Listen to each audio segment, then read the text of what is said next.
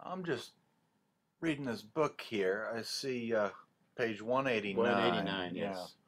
I'm very familiar The with that people of page. the community. Friend and colleague, the Reverend Carlos Hernandez, that would be Carlos right there, introduced me to an effective way to learn what your community is thinking and also engage congregations in community.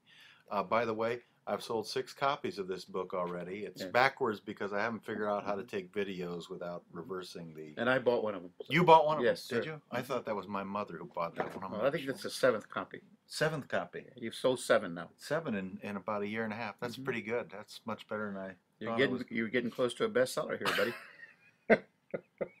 The number 7 is magical. So, Carlos, tell the folks about what you do in this regard, regarding helping congregations connect with their communities. Well, congregations, of course, always want to grow. Sometimes for various reasons.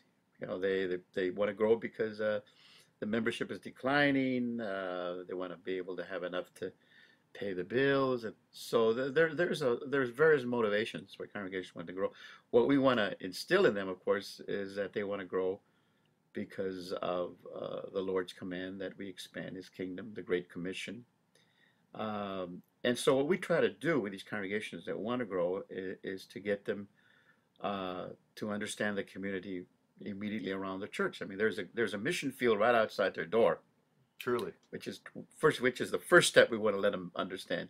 You have a mission field right outside your front door, you know, around the corner, down the block, and around the corner. And so congregations, once we take them out and we start talking to people, we call them resident interviews, they find that it's not that hard because we're not trying to proselyte them. We're not trying to shove religion down your throat or our faith or even necessarily invite them, but show them that we care. You know, how can we serve this community better? I always give Carlos trouble over this. I call it the reverse Kennedy method. You don't go out and say, if you were to die tonight. You go out and say, if I'm from St. John's down the street, if we were to die tonight, would you care? Would anybody notice? Yeah, would right. anybody miss it?